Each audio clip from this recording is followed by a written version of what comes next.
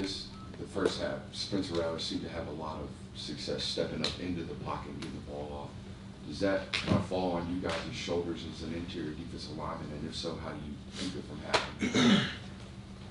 Yes, we take very big pride in that. We know we had to keep our rush lanes balanced, and we really didn't do a good job of that in the first half. So that was really one of the points of emphasis as a D line. We talked about at halftime. We tried to really get that fixed more than anything because we know that they weren't really going to run the ball. So we knew they were going to come out and try to throw it around the yard. And we really, from the first half to the second half, I feel like we got that fixed. Son, how would you evaluate this defensive line through 3 games? And what are the areas you want to see improvement going forward? I feel like we're playing very hard, but at times I feel like we're just existing out there, not really getting a lot of push and getting a lot of pressure. But it's been times that we have hit the quarterback and got back there to him. So I feel like we got to do it on a more consistent basis.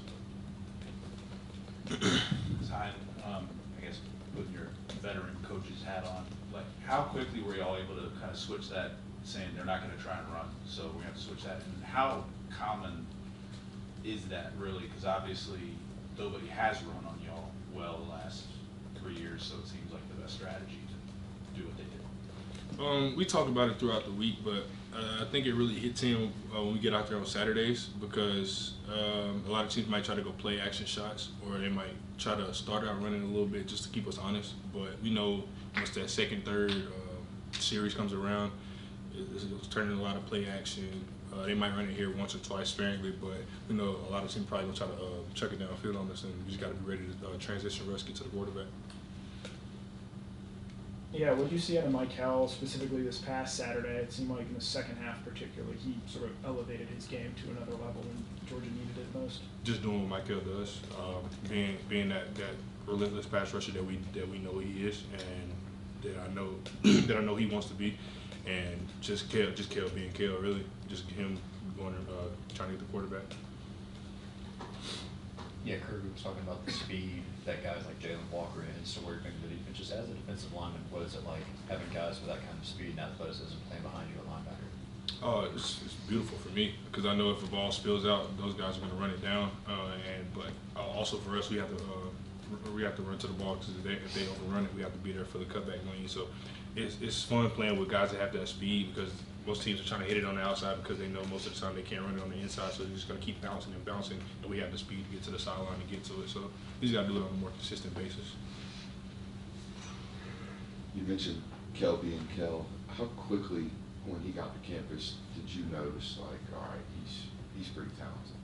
Probably last fall camp, probably like day 5, because I think that's when we started doing more third down. The first couple of days we're in like spiders and just shells, but when the full pass and that came on, we started doing one-on-ones. You seen his flash, you seen him kind of mimic a little bit of Trayvon, and it's just like wow. So long arms, just very quick first step, and he, as you see on the field, he's a very dominant pass rusher. Son, I know obviously you didn't work with Eddie Gordon when he was here working with the offensive line, but you saw the work he did do with those guys and how he was a very popular individual with those fellows. What was that? What did you see from him when he was here? Just great leadership, just from being in the graduate assistant role and being that assistant O-line coach. A lot of the team has respect for Coach Gordon. He has done a lot for us and a lot for me, just getting me ready for those scout looks the past 2 years. And I tip my hat to him. I'm glad that he has the job. When I found out we were playing him and he was there, I kind of lit up a little bit. So I'm just glad that he's prospering and doing a great job. How ready is he going to have those guys to play on? Ready. I can hear him now saying, let's go. Just in that little high-pitched voice saying, let's go. I can hear it now. You're talking about pressures by the defense. Do you guys, as a defense, have a goal per game? How many is considered good? As many as we can get. We don't really set out goals. We know a lot of the time goals really don't. Individual goals really don't matter. It's the team goals. Like Michael said probably a couple weeks ago. That's why you don't really see a lot of 15 sack guys, 10 sack guys here. It's because it's a collective defensive effort. So we don't really set a lot of goals. I'm talking about collective goals for the defense, not your individuals or pressures. Just as many as we can get. Yeah, okay. Tom, what have you seen from Warren in the way he's kind of the quarterback so far and just what he brings to the defensive line? Just that switch. Warren's had it the whole time he's been here. He gets in his ruts sometimes, and like I tell him all the time, like, come on, like I know what you can do. I know the guy that you are. I know who you want to be, and I just kind of like push him to be there and really get to the QB because I know where he wants to get in this next year and a half. So. Have you always been willing to talk to your teammates like that and encourage them, almost critically? And if so, or if not, when did that, change for you? It's just the culture of the defensive line room since I've been here. We've all been able to criticize each other and be able to take it because we know it's a culture of men in that room, and we know once we leave this university, we want to be ready for all walks of life, ready for anything, ready for any kind of coaching, any kind of just anything. So I think it's just like the way our culture is in the defensive line room. Just wondering, do you seek out or do you read like, criticism of the team and that kind of stuff, coverage of the team, or do you try to stay insulated from it, like, whatever narratives are going on, right now, Georgia red zone problems and different things like that, or do you just try to shut all that stuff off? What's your approach to that? When you say coverage, what do you mean, like the? Yeah, headliners? what we're writing and what people are saying about the team. Obviously you guys, two-time national champions, so they can't be as good. Here's proof of that, Mm-hmm. right? It's just going back to that stuff Coach Smart talks about. Don't listen to the rat poison. Just trusting the guys and the people that's in this building because we know what we have, we know where we want to be, and we know we have to play better because we're sometimes our best critics and our worst critics. So I think it's just doing it on a more consistent basis and just trying to figure out things week to week and getting better. Yeah, I know you never played with him, but obviously the injury last night affected a lot of people when they saw it happen to Nick Chubb. Was your sort of, as a football player, reaction to it, and then just, as someone who's been in this program, seeing the impact that he's had on this place? You kind of cringe a little bit just because the season that you knew he was probably going to have, and he's been playing very well the past couple seasons.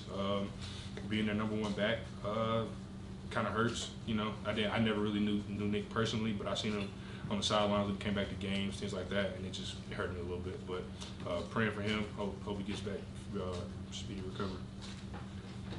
Coach Smart talked yesterday about wanting to see the defense step up in the red zone and being able to get those stops. What are the keys to that as a defense, and what do you guys need to see improvement on going forward when it comes to the red zone? Just the number one thing we always speak about when we get in the red zone, no one in our end zone.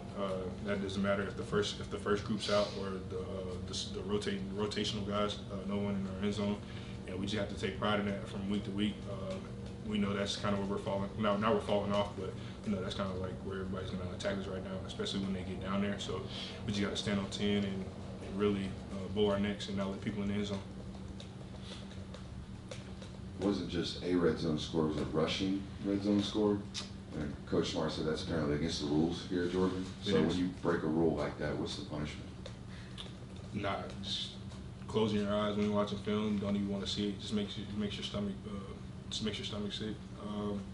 We show our standings every week, and just with us being fifth in rushing defense right now, it makes me sick. I want to fix it right now, but I can't fix it till Saturday. So, just focusing on daily improvement, making sure that when we do those goal line parts of practice, we really hone in and make sure that nobody's in our end zone, even if it's our one offense, like they don't get in the end zone. So we just try to make sure we focus on that.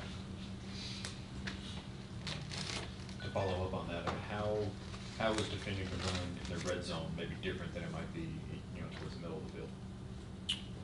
It's just the space is a lot tighter. It's not really a threat of shots, maybe play action, but once people get down there, they're going to try to get the big guys in. We got to go bigger personnel, and they're just going to try to mow us just because it's the Georgia defense. They want to be able to say they ran it in on us, and we know we just have to stand on our principles and stand on our morals about that. Got time for 2 more questions? Anyone? One more? All right. Thanks. Thanks, Zion.